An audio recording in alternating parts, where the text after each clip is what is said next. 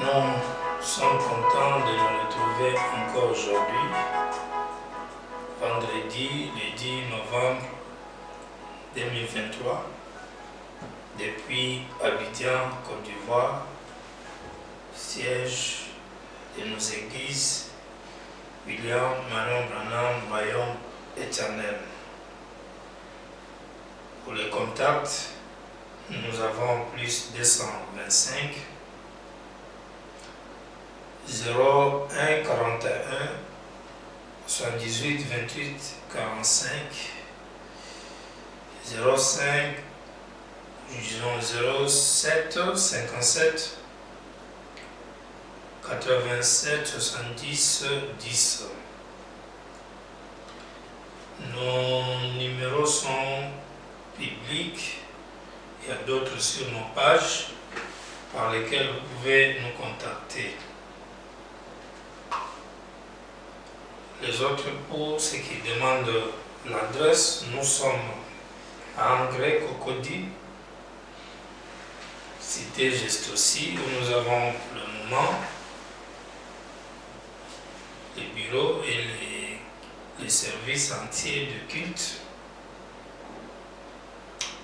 Mais d'ici la fin du mois, nous allons être à Yopougon, dans les quartiers ci-d'ici. Comment on appelle, non loin du palais de la justice, on appelle ça Yopougon ci-d'ici. Donc vous aurez aussi les détails sur nos pages. Alors nous avons la question venant des États-Unis, précisément à Kentucky, ou encore Kentucky, comme on appelle par les Anglais. On ne maîtrise pas encore très bien l'anglais.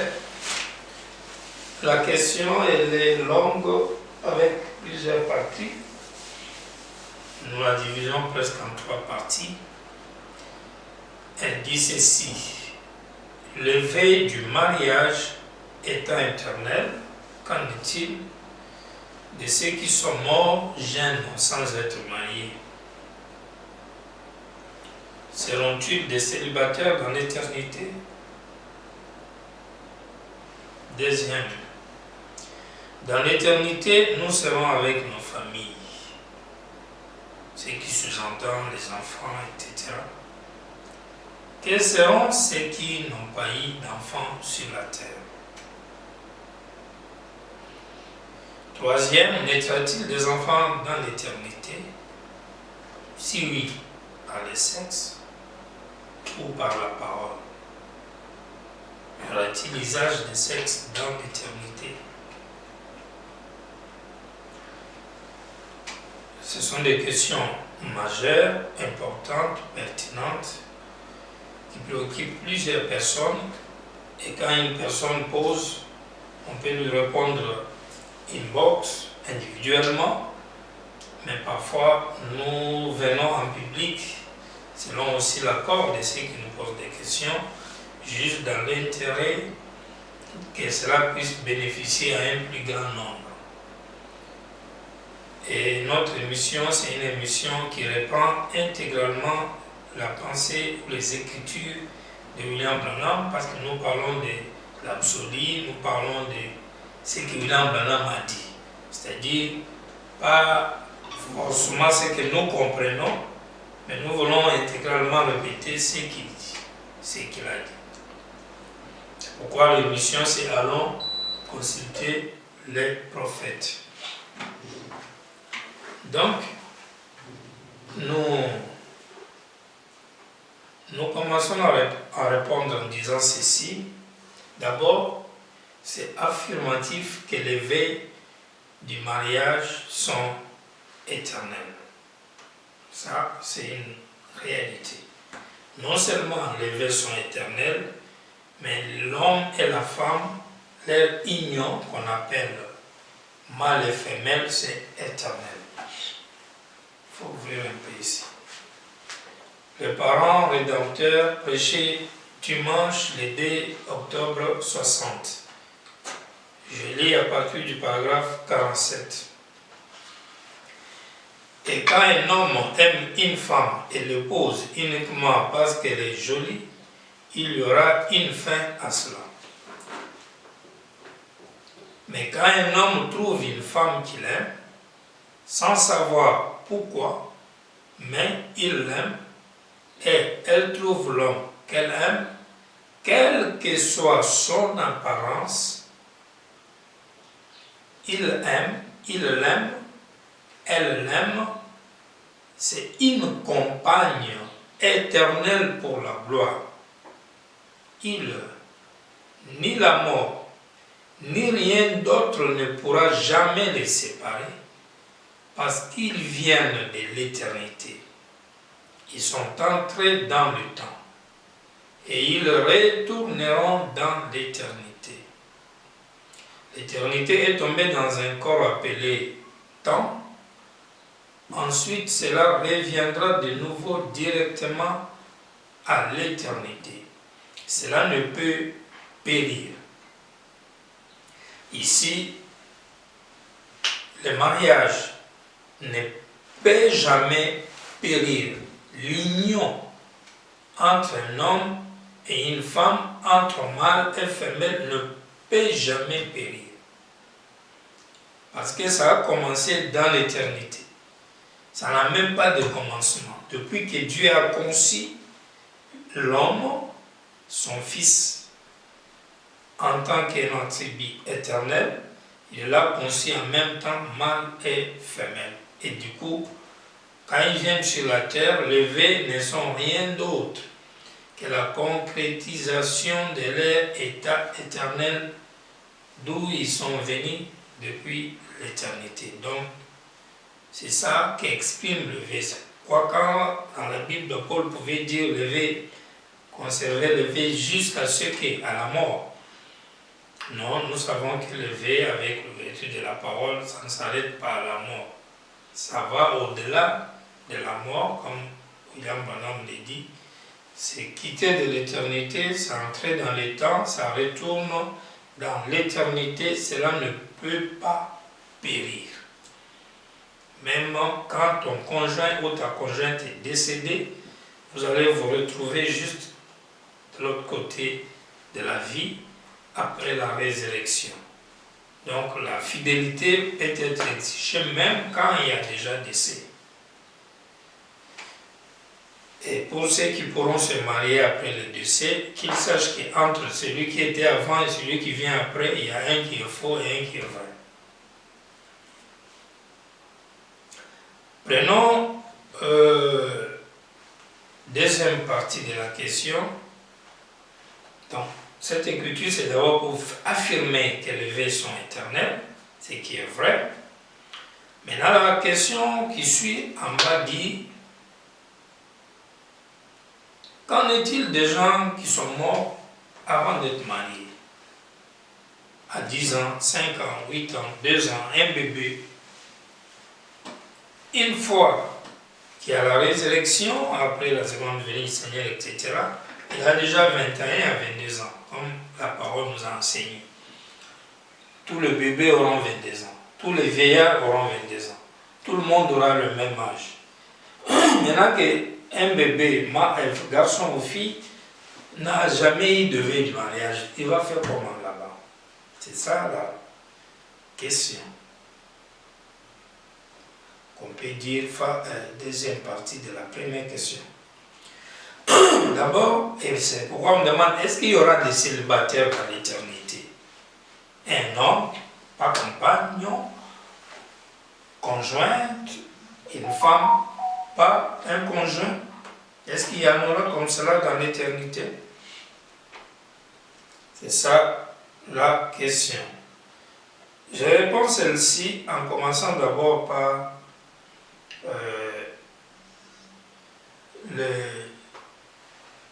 la Bible. Dans Genèse chapitre 1er verset 26, puis Dieu dit: faisons l'homme à notre image, selon notre ressemblance, et qu'il domine sur les poissons de la mer, sur les oiseaux du ciel, sur le bétail de la terre et sur tous les reptiles qui rampent sur la terre. Dieu créa donc l'homme à son image. Il le créa à l'image de Dieu. Il le créa mâle et femelle. Mâle et femelle.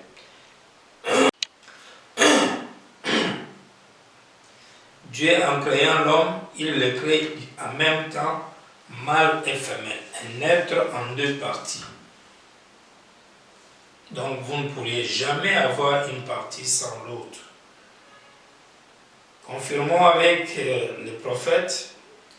Corinthiens, livre de correction, prêché dimanche le 14 avril 1957, à partir du paragraphe 138. Maintenant, au commencement, ils étaient un. Dieu, lorsqu'il créa l'homme, il le créa un être double, à la fois mâle et femelle. Il le sépara dans la chair, le plaça ici sur la terre dans la chair, mais la partie femelle était toujours esprit. Adam était théophanie déjà faite chair, celle, alors que Ève, elle était restée encore dans la théophanie, restant étant toujours esprit. Puis une partie du corps d'Adam fut coupée pour fabriquer le corps dans lequel la théophanie d'Ève est venue entrer, puis elle fut appelée Ève, la femme d'Adam. 139. Regardez mes amis, Dieu était très sage. Oh, comment ne laissez pas cela vous échapper. Dieu n'a jamais pris une poignée de poussière pour en faire une Ève. Elle a été créée différemment. Elle n'est pas une création, elle est un sous-produit. Dieu est allé dans le cœur d'Adam, juste en dessous de son cœur, il a pris un côté pour en faire une femme. Et une même partie de l'esprit d'Adam était dans la femme. Et les deux sont un. Une âme, un corps, un esprit. Ils sont un. Ils forment une unité parfaite. Une véritable femme, un véritable mari, une véritable épouse. Les deux sont un. Donc, l'homme et la femme sont un. L'un ne peut pas exister sans l'autre. On ne peut pas avoir de célibataire dans l'éternité. Célibataire dans l'éternité veut dire un mâle sans femelle, ou une femelle sans mâle. Ça n'existe pas. Question réponse sur les Hébreux, troisième partie, prêché le 6 octobre 57, dimanche 827. Écoutez, en effet, au moment où il a été formé, il a été créé deux personnes à la fois. Il fut créé à la fois mâle et femelle, l'homme l'était. La Bible dit qu'il l'était. Dieu créa l'homme à la fois mâle et femelle.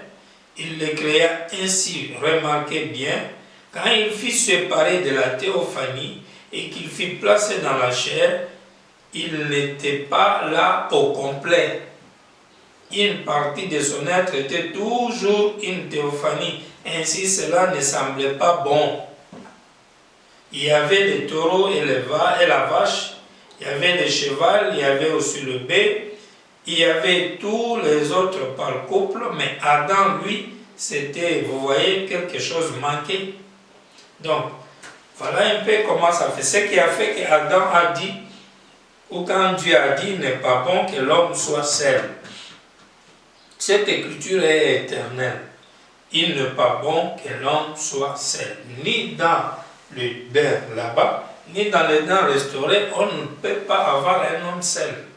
Ça n'existe pas, ça ne pourrait même pas exister, parce que dès qu'un homme existe, il est mâle, il doit y avoir sa partie femelle qui est là, qui le suit. S'il n'y a pas partie femelle, le mâle là même, ça doit être un faux mâle, alors il n'existe même pas. Parce que dès que Dieu a créé, il a créé mâle et femelle. Il n'y a pas de célibataire dans l'éternité. Il n'y en a pas. Tout comme dans l'esprit, il n'y en a pas. Faites dans cette vallée des fossés. Prêchez à un monde. États-Unis, samedi le 19 juillet 52. Paragraphe 1. Bon, c'était une époque où Israël avait rétrogradé, il s'était éloigné de Dieu, et alors Juda avait un roi. Or Israël avait pour roi le fils d'Akab, celui qui avait succédé à son père, qui s'était marié en dehors de la communauté juive. Il avait épousé. C'est juste comme aujourd'hui quand un jeune garçon chrétien épouse une jeune fille pécheresse, ou une jeune fille pécheresse épouse un jeune garçon chrétien. Cela commence quelque chose là même, voyez-vous. Eh bien, au commencement, quand Dieu créa l'homme et la femme, il créa alors leur esprit. Il y a quelqu'un pour vous. Attendez simplement, voyez-vous. Très bien. Donc, même nos frères et nos sœurs qui vivent sur la terre, ils ne devraient pas se faire la guerre des compagnons ou des conjoints, ni des conjointes. Il y aura toujours un conjoint pour une femme et une conjointe pour un homme. Il n'y a pas un mâle sans femelle, il n'y a pas de femelle sans mâle. Ça, c'était la réponse à la première question. Les vœux sont éternels, ou encore pour bien dire l'union entre le mâle et la femme ou la femelle est éternelle. Les célibataires, il n'y en aura pas. Nous prenons deuxième partie de la question. Ceux qui sont morts avant l'âge de mariage, cahier dur d'eux, parce que c'est à cause de ça même qu'on demande s'il y aura des célibataires là-bas. Mais vous verrez que ceux qui sont morts avant le mariage, avant d'avoir fait un mariage, forcément, quand il a un garçon, il a sa femelle. Si c'est une fille, il a son mâle. Mais comment, qu'est-ce qu'ils vont faire? Comment ils vont se retrouver? Frère, dans question-réponse numéro 2, on lui a demandé, paragraphe 206, je prends directement dans l'intérieur de la partie de la question. Un homme s'était marié et a divorcé. Question-réponse numéro 2 du 23 août 64 soir. Un homme s'était marié et a divorcé et qu'ensuite il se soit remarié à une femme qui a aussi été mariée et divorcée. Et ensuite s'est remarié avec lui. Un homme s'est marié, l'a divorcé. Ensuite, il se soit remarié à une femme qui a aussi été mariée et divorcée. Ce qui veut dire il est dans un deuxième mariage avec une femme aussi qui serait dans son deuxième mariage. Et ensuite, se remarier avec lui, oui. Ces deux personnes peuvent-elles être mariées aux yeux de Dieu? Sont-elles mariées aux yeux de Dieu? Comment peuvent-elles participer tous les deux ou l'une d'entre elles à l'enlèvement? Réponse: comment? Je ne sais pas. Je ne pourrais vous le dire. La question est: peuvent-elles participer à l'enlèvement? Divorcées, chacune d'elles divorcée, chacune d'elles a un conjoint en vie, puis elles se sont remariées, toutes les deux se sont remariées, et maintenant cette femme a un mari en vie, cet homme a une femme en vie, et maintenant ils ont des enfants, etc. Et ils veulent venir à Dieu. Peuvent-ils aller dans l'enlèvement? Abraham analyse la question. Il répond, il dit: Cela dépendra du Père Céleste. Je ne pourrai répondre à cela, voyez-vous. Je sais une chose, la Bible dit qu'ils seront appelés adultères. Et la Bible dit aussi, un adultère n'entrera pas dans le royaume des cieux. C'est tout ce que je peux dire. Je sais, cela me fait affreusement mal de le dire, hein, mais je peux dire que ce que dit la parole, je dois m'en tenir à cela. Je souhaite que tout cela soit faux. Il y a des endroits dans la Bible, je ne vous prodigue pas de conseils. Hein. Permettez que je vous donne un petit passage de l'Écriture. S'il vous plaît, ne. Si vous êtes heureuse avec votre mari, si vous êtes heureux avec votre femme, demeurez ainsi. S'il vous plaît, allez-vous simplement pour... puisque je vous ai dit cela, ne laissez pas ces tout petits sans foyer et des choses comme cela. C'est-à-dire, après avoir donné cette réponse, que les deux, selon les Écritures, vivraient dans l'adultère et les adultères n'entreront pas, William Branham fait en même temps une demande. Et il dit, s'il vous plaît, 3 fois, n'allez pas vous séparer parce que j'ai dit ça. Ne laissez pas les petits sans foyer et des choses comme cela. Pourquoi? Il réplique, à certains endroits dans la parole, Dieu a réparé les fautes que des gens avaient commises. Vous vous souvenez, Jésus a dit de David qu'un jour affamé, il entra dans le temple de Dieu et mangea le pain de proposition, ce qui n'était permis qu'aux sacrificateurs, et il fut considéré comme innocent. Les sacrificateurs profanent aussi les sabbats, les jours du sabbat, et ils sont considérés comme innocents. Et quelqu'un de plus grand que le sabbat se trouvait là, voyez-vous. Laissons donc cette chose à Dieu. Laissons donc cette chose à Dieu. Allez de l'avant et vivez simplement de la façon dont vous vivez simplement pour Christ maintenant. Disons qu'il se peut que vous ayez une chance d'entrer. Ne faites pas des erreurs, n'en rectifieront jamais une. Continuez simplement à vivre tel que vous êtes.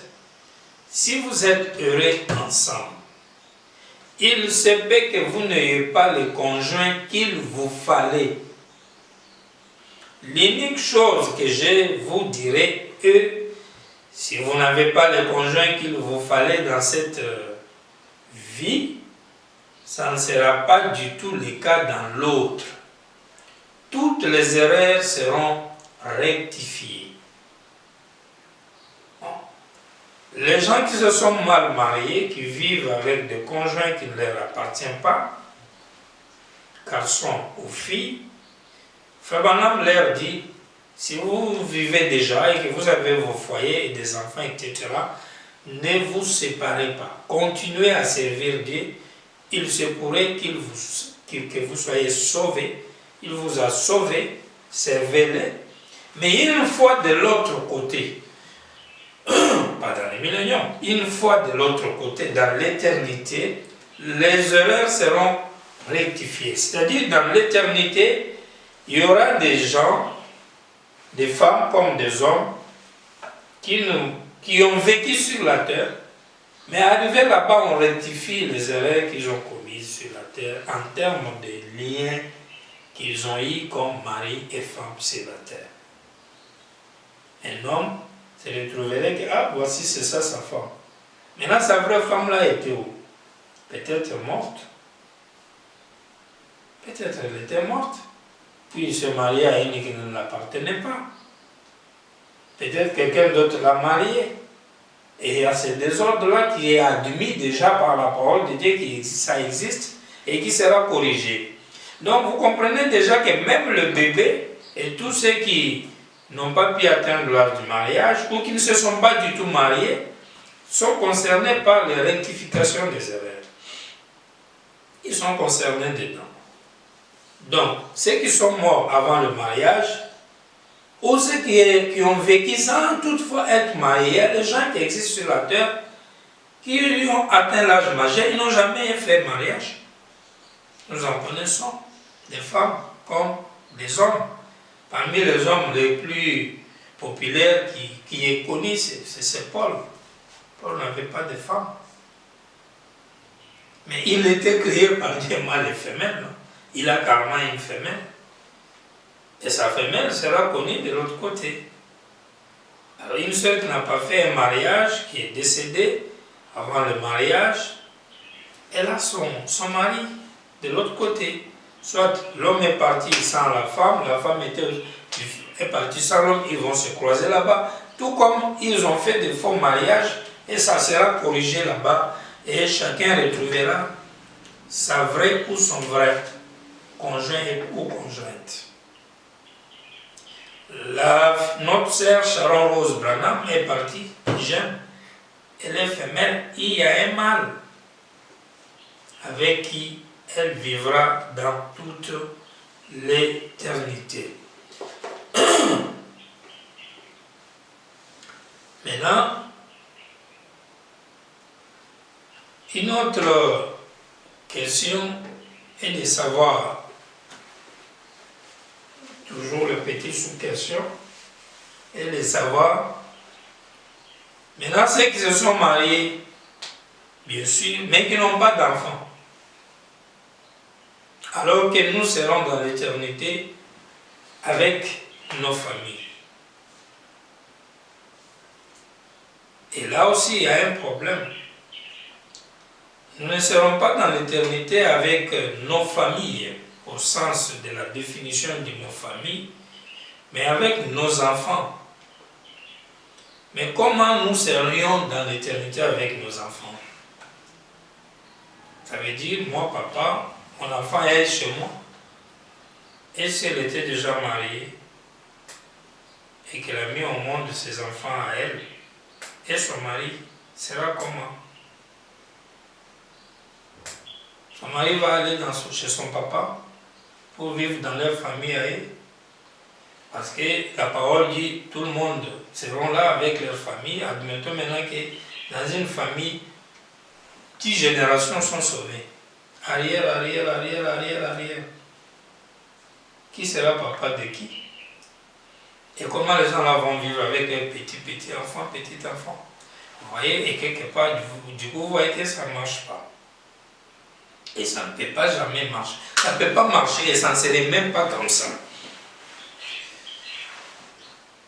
Lisons ici la preuve que Paul n'a pas d'enfant. Comment il va vivre là-bas? Un grand monsieur comme lui. Sharon Rose n'a pas d'enfant. Et ça sera une maman là-bas. De 22 ou 21 ans. Tout ça, ce sont des vérités. Des choses vraies. Jean-Baptiste ne s'était pas marié. On l'a tué avant qu'il ait sa femme. Il n'a pas d'enfant. Comment il va vivre là-bas?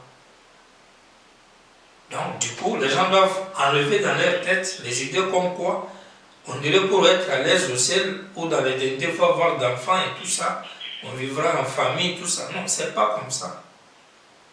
Qu'est-ce que signifie vivre en famille? Prenons d'abord question-réponse numéro 3, paragraphe 354. Frère Branham, est-ce que les enfants doivent avoir une expérience pour avoir le Saint-Esprit? S'ils voient il répond, s'ils voient le message du temps de la fin, ont-ils le Saint-Esprit?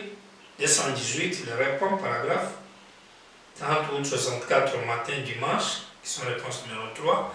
Chacun doit avoir une expérience. Vos enfants ne peuvent pas entrer d'une manière autre que celle dont vous êtes entrés, voyez-vous. Il faut qu'ils naissent de nouveau. Il n'y a pas de petits-fils dans le royaume de Dieu. Ce sont tous des enfants. Ils doivent l'avoir. Ils doivent avoir une expérience avec Dieu pour entrer, tout comme vous. Maintenant, j'espère que je peux prendre celle-ci. Donc, d'abord au ciel, l'idée selon laquelle mon enfant, mon petit enfant, mon arrière-enfant, ça n'existe pas. Donc, ça fait que si votre famille est entrée sur 10 générations, tous ces descendants sont entrés, il n'y a pas petit-fils là-bas. Tous ceux qui sont entrés sont nés de nouveau et ça s'appelle fils de Dieu, enfant de Dieu. Papa est enfant de Dieu, grand-papa enfant de Dieu, puis fils enfant de Dieu, arrière, petit, tous ça s'appelle enfant de Dieu. Il n'y a pas de petit-fils. Ça d'abord c'est un élément à retenir. De deux, sur la terre nous nous appelons mon enfant, ma femme, mon mari, mon cousin, neveu, mon voisin, copain, camarade, ami. Ces définitions trouvent leur sens dans ce qu'on appelle l'amour humain, en grec appelé amour philéo, c'est-à-dire l'amour terrestre. C'est cet amour qui nous permet d'appeler quelqu'un ma femme, mon mari, mon fils, ma fille, etc. Et c'est ça qui donne lié à la définition de l'existence de la famille. Parce que la famille, on se compose de papa, maman et les enfants. Et élargi, on ajoute les cousins, etc. Donc, pour qu'il y ait la famille, il faut d'abord qu'il y ait l'amour philéo, qui met un homme et une femme ensemble, et le sexe intervient, puis les enfants sont nés, etc., etc. Mais vous allez remarquer un élément ici, on va lire. De l'autre côté, dans l'éternité, l'amour philéo n'existe pas. Donc, du coup, la définition de la famille, que nous serons là-bas avec nos familles, ça ne sera pas le cas. Ça ne sera pas le cas comme nous l'étions sur la terre. Vous devez croire, prenez le sermon, vous croyez maintenant, prêchez à Malcolm, vendredi le 10 juin 55, paragraphe 27. Eh bien, il y a des différentes sortes d'amour. Il y a l'amour humain qui, en grec, est exprimé par le mot amour philéo. Puis, il y a l'amour agapao, c'est l'amour élevé ou l'amour divin. Eh bien, prenez par exemple l'amour philéo, lorsque vous l'avez, cet amour-là, avec cet amour-là, une mère entrera directement dans des flammes de feu pour sauver la vie de cet enfant. Cela amènera un homme à sacrifier sa vie n'importe quand pour sa chérie. Ça, c'est l'amour philéo. Voyez-vous ce que je vais dire? C'est simplement l'amour humain.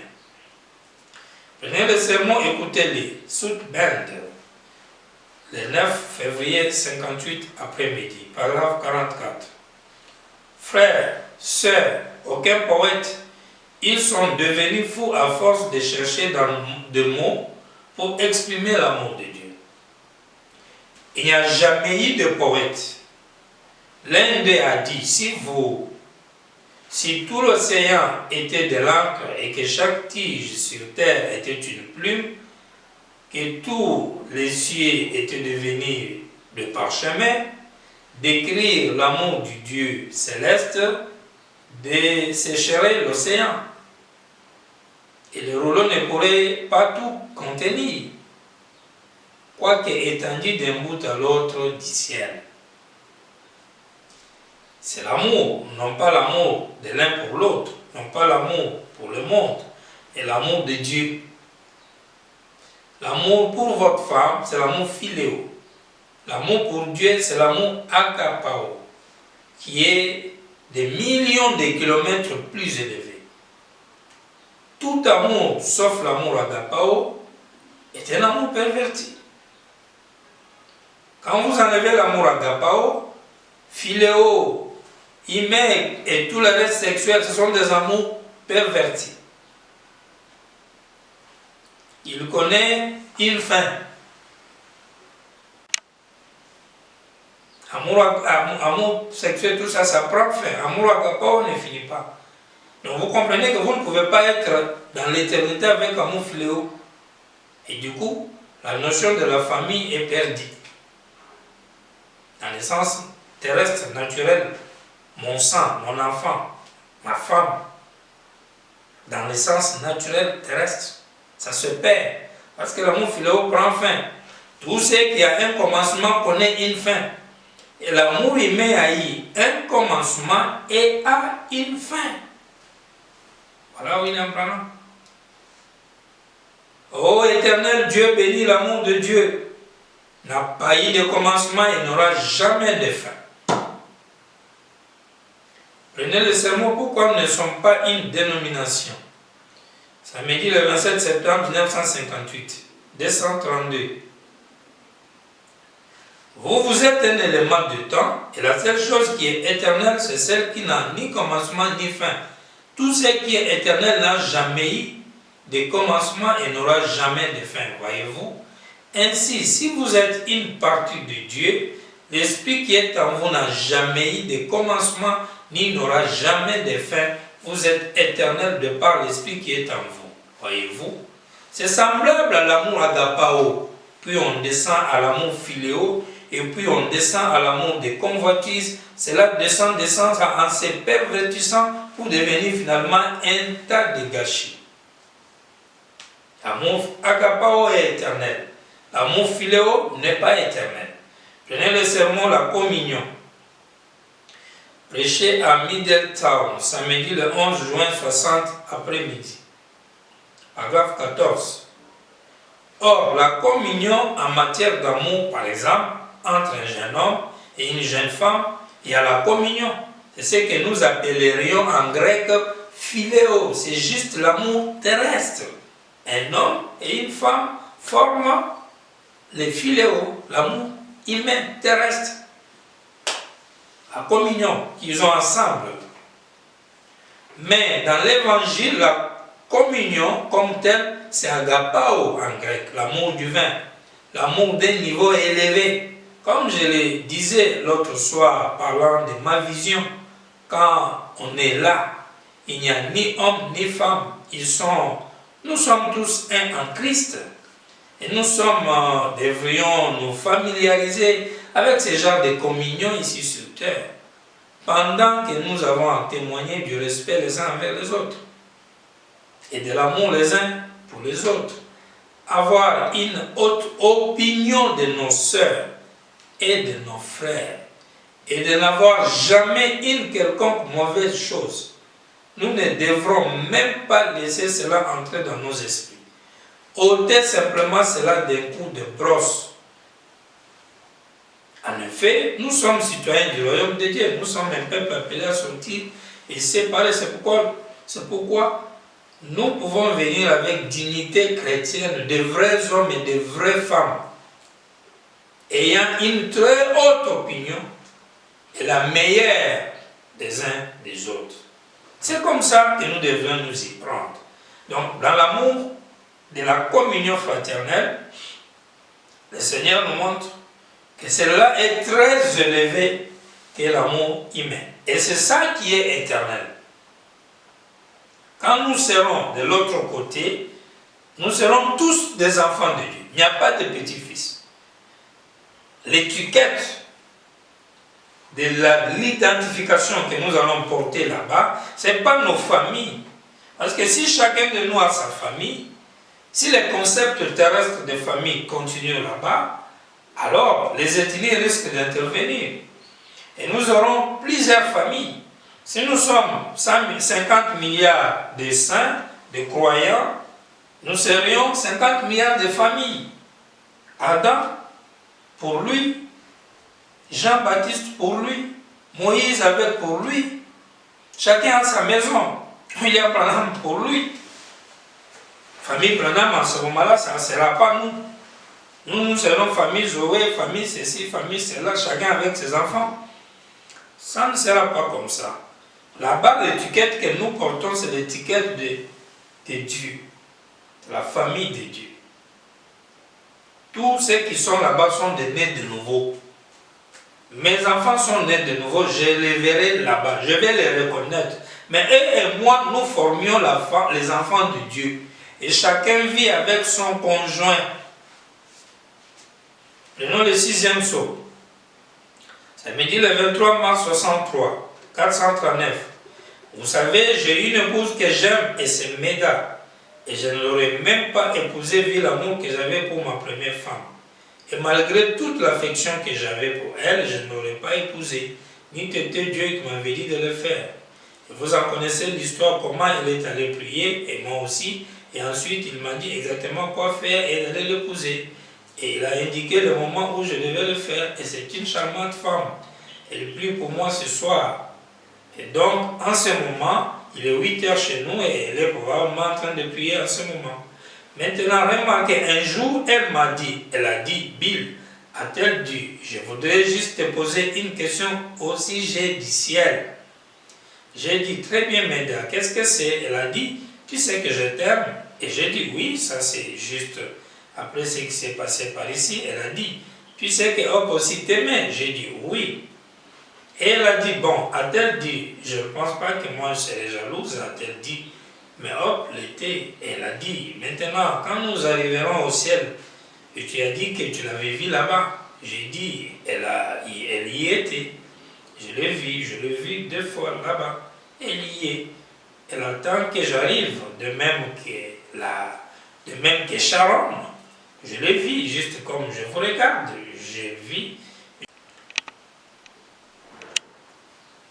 J'ai dit, elle a dit, eh bien, quand nous arriverons là-bas, a-t-elle dit, laquelle des deux sera ton épouse? J'ai dit, vous deux. Et puis, il n'y en aura pas une. Vous deux, vous serez mes épouses, vous deux, vous ne serez pas mes femmes. Il faut bien retenir la réponse. A-t-elle dit, laquelle des deux sera ton épouse? Il n'y en aura pas une, tu vois. Vous deux, il n'y en aura pas une, tu vois, mais vous le serez toutes les deux. Elle a dit, je ne comprends pas.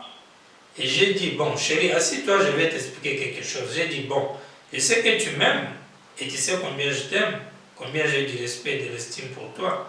Maintenant, disons par exemple que je me mette sur mon 30 ans, hein, et que j'aille en ville, et qu'une petite prostituée vraiment jolie arrive et qu'elle me saute au cou, en disant, oh, que je vous aime vraiment, frère Branham, qu'elle m'entoure de ses bras à m'éteindre, qu'est-ce que tu en penserais?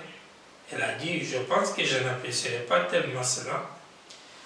Et j'ai dit, je voudrais te demander quelque chose. Qui aimes-tu le plus s'il fallait une confrontation? Moi ou le Seigneur Jésus?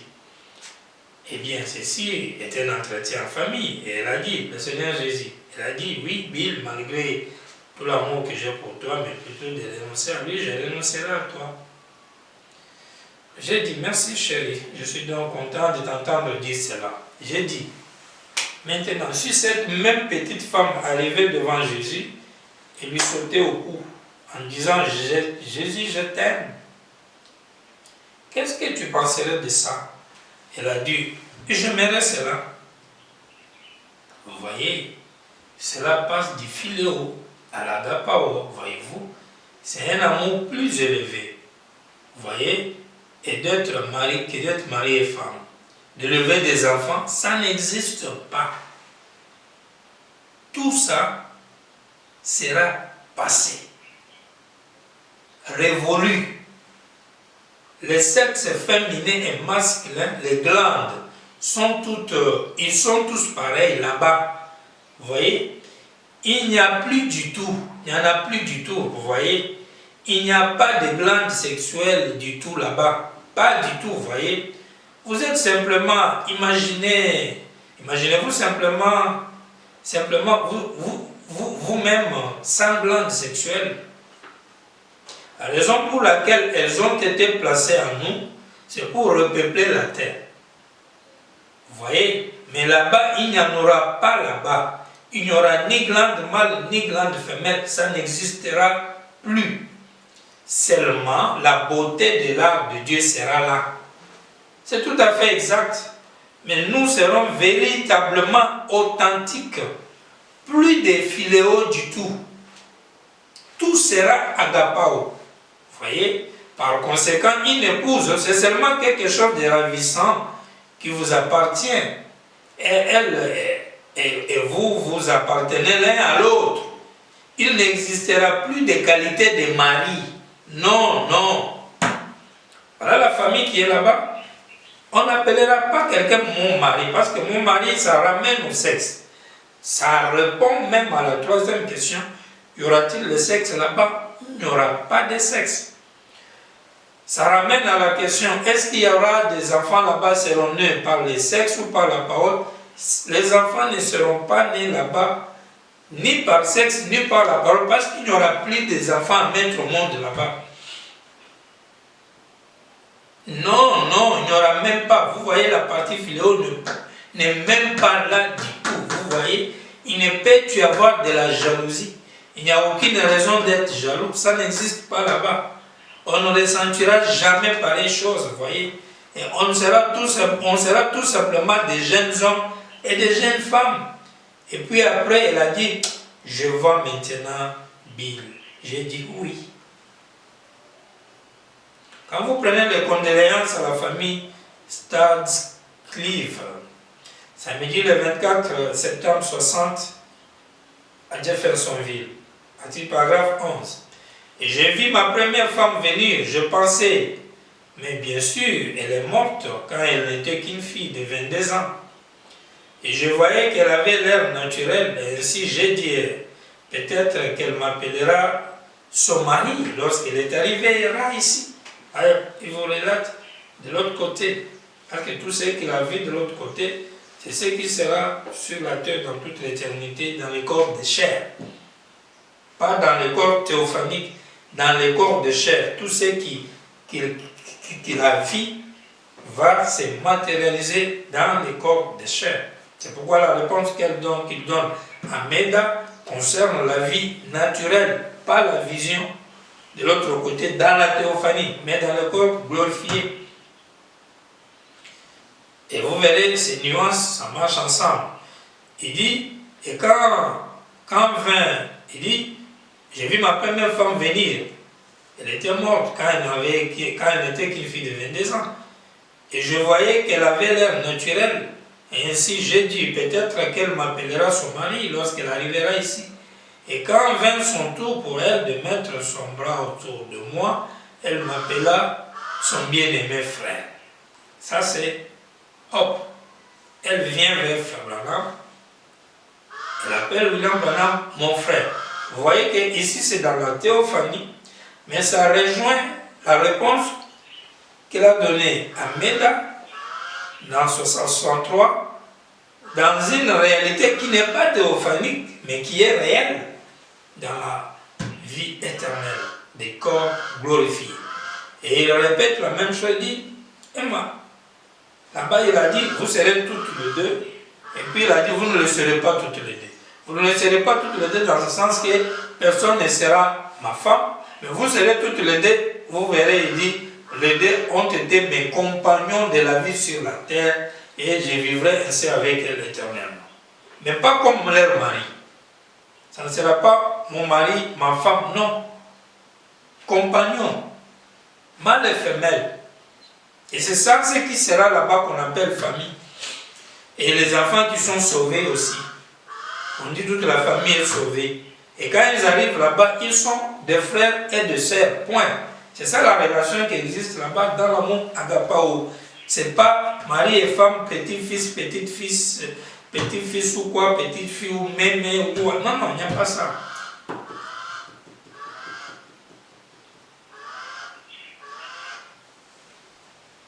Il dit, et quand vint son tour pour elle de mettre bas, elle a dit ça. Elle a appelé mon frère.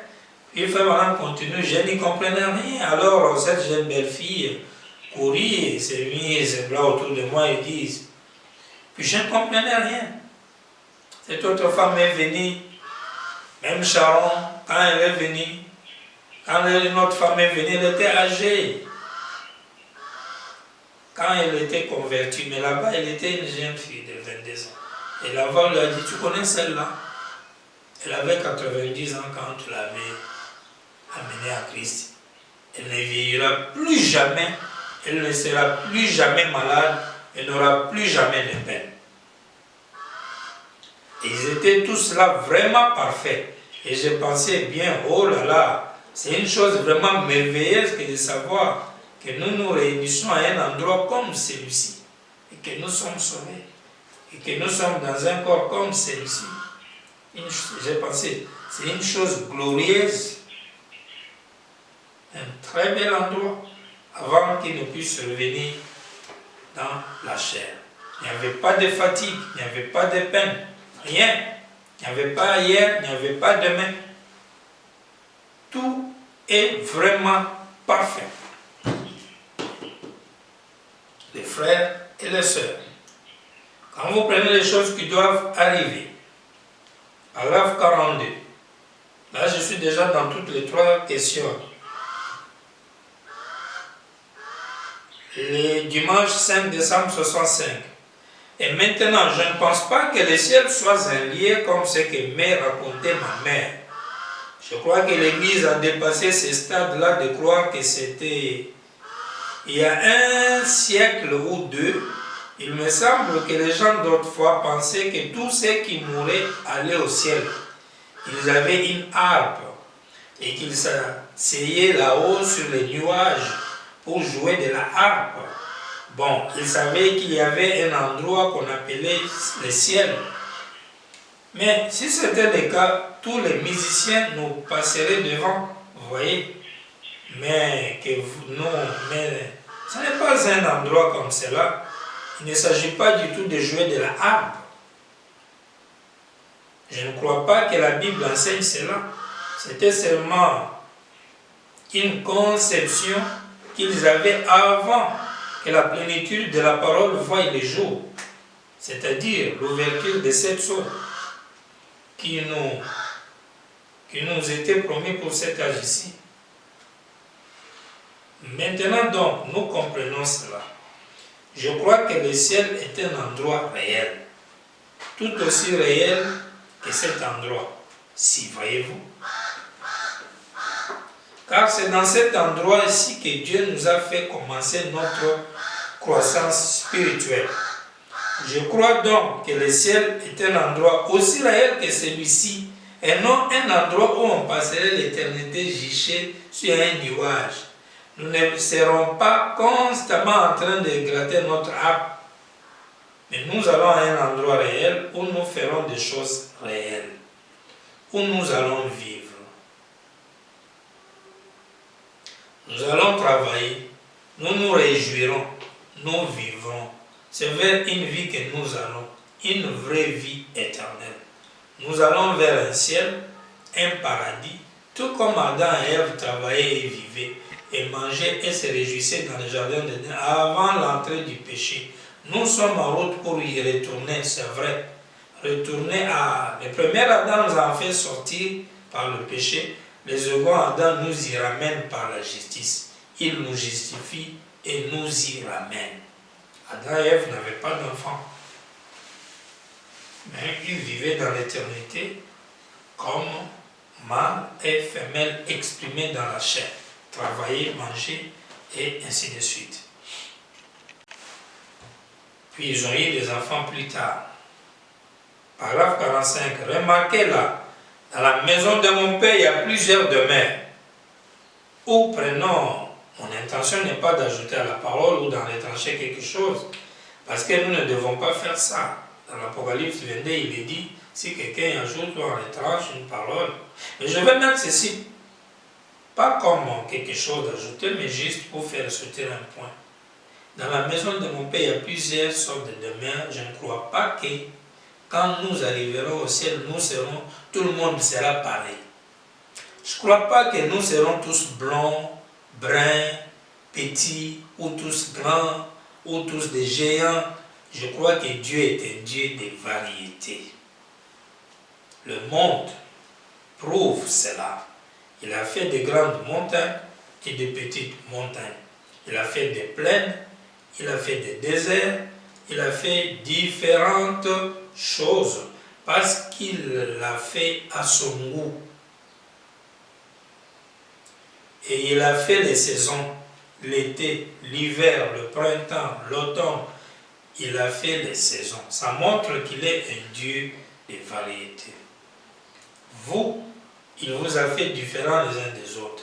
Certains hommes sont très fanfarons et certains sont très dogmatiques, d'autres sont bien, d'autres sont gentils.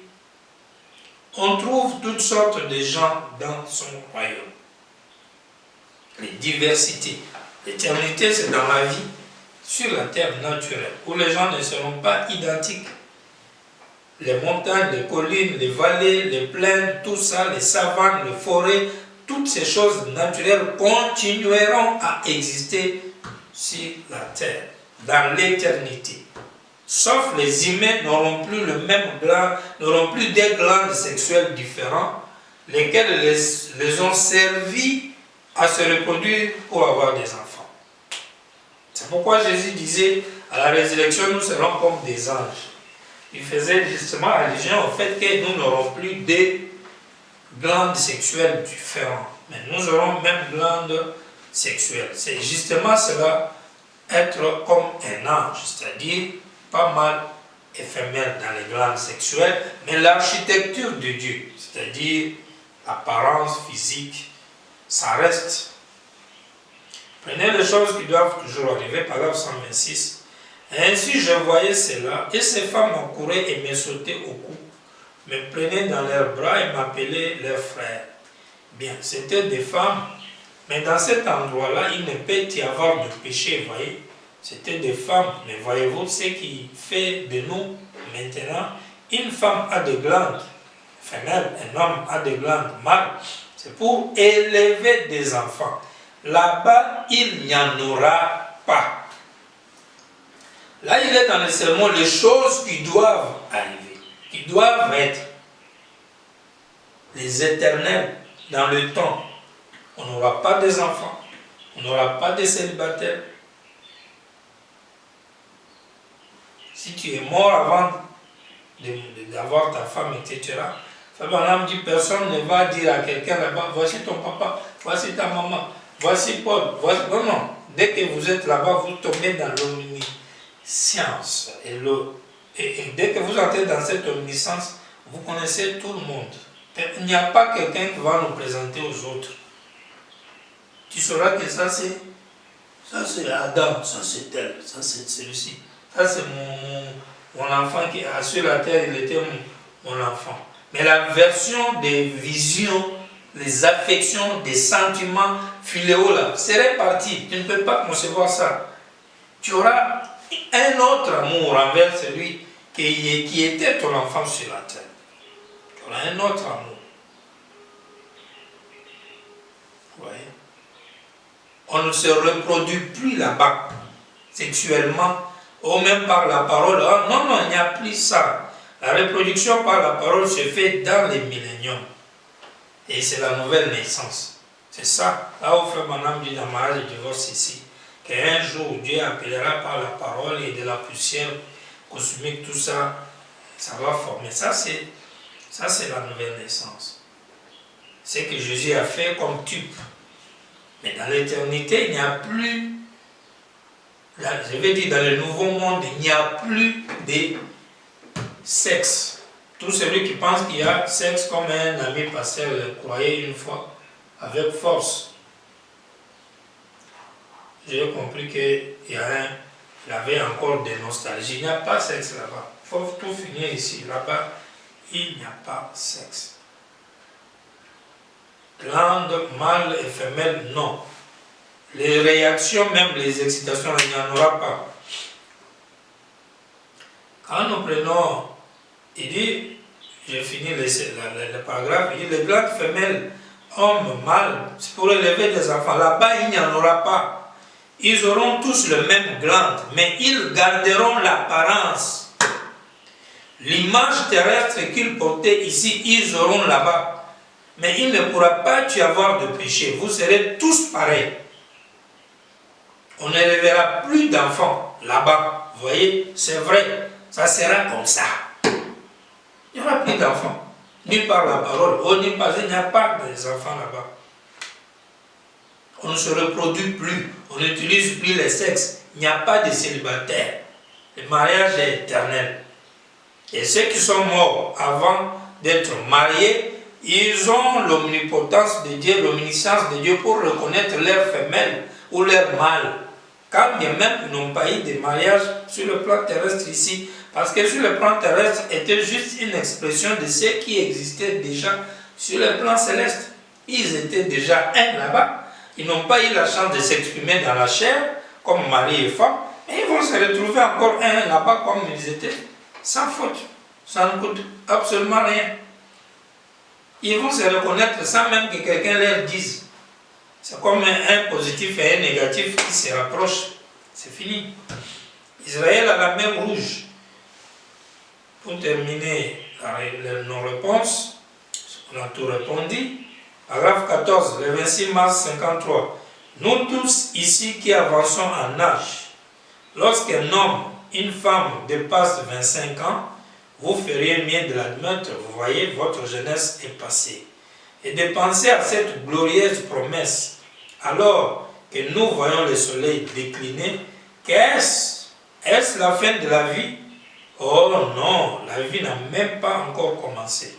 Oh, continuons tout simplement.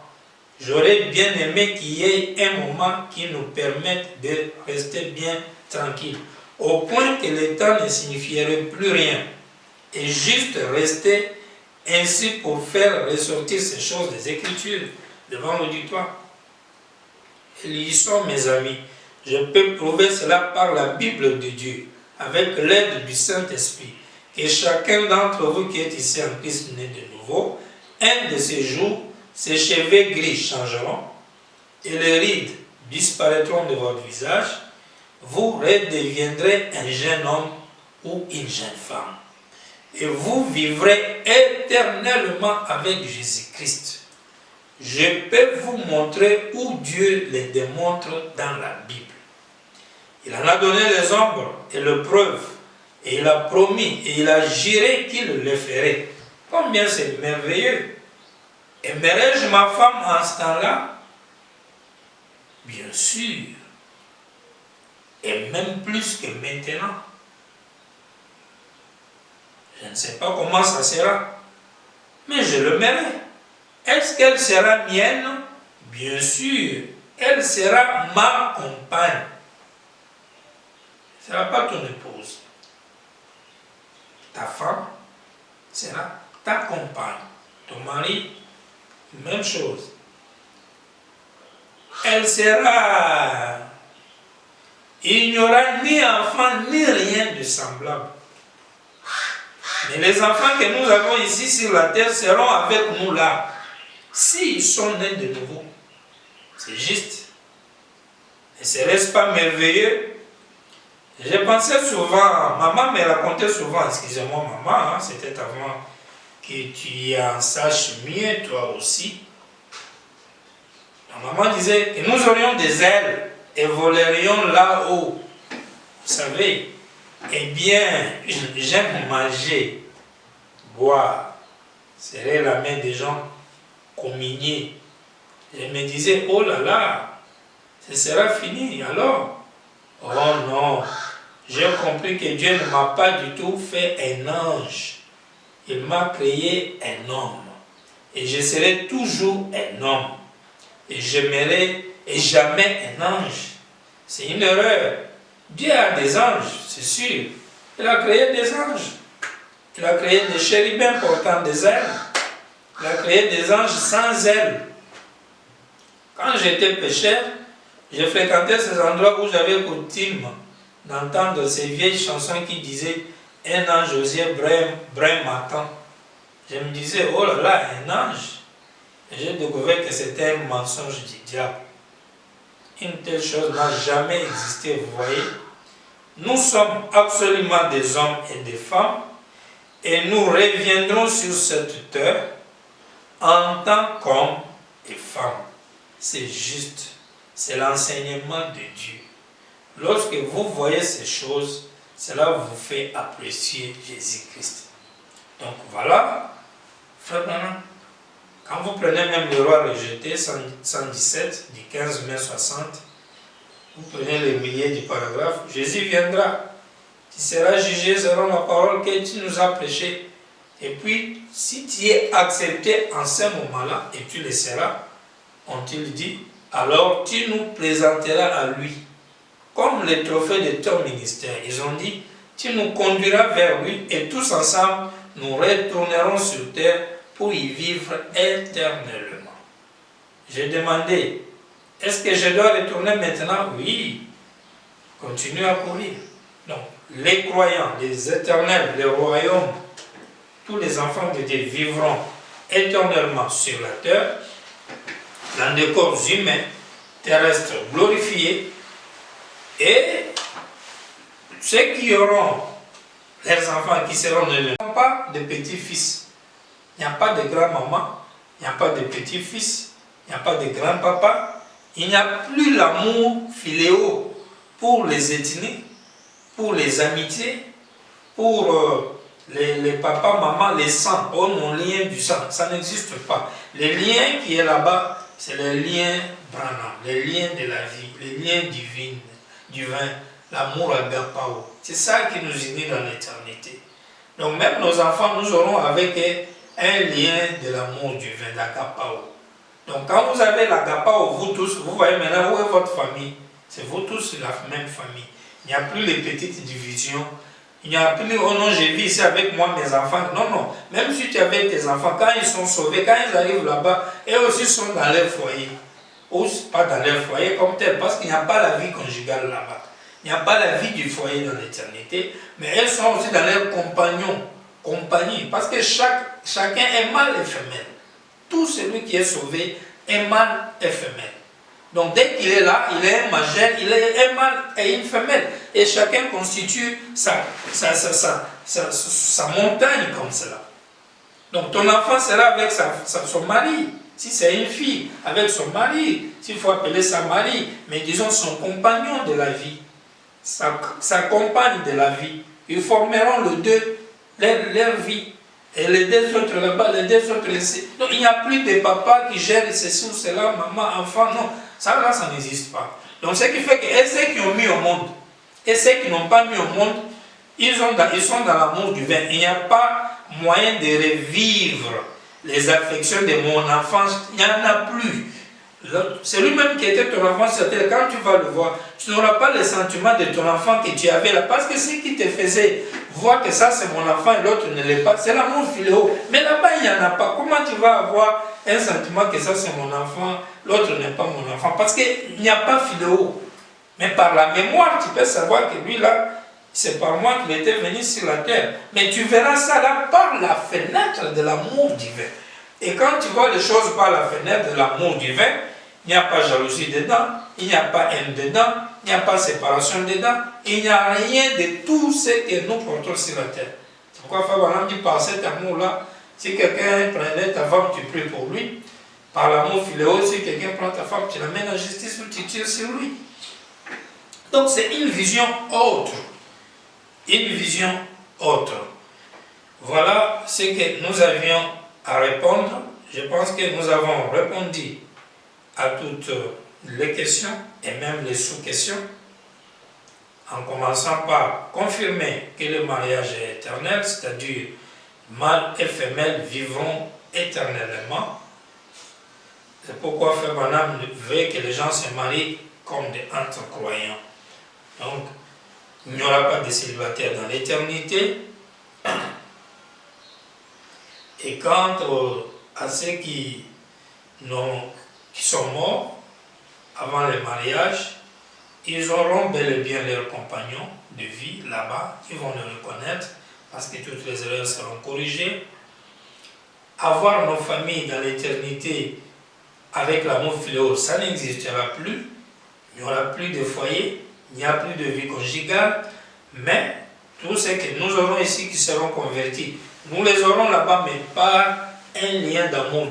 Agapao n'est plus filéo, et agapao là sera généralisé, ce n'est plus pour quelqu'un avec sa famille à lui. Et puis, nous aurons ceux qui n'ont pas d'enfants, comme je venais de le dire, ça serait ainsi, il n'y a plus d'enfants, on n'est pas avoir enfants parce que tous forment la même famille.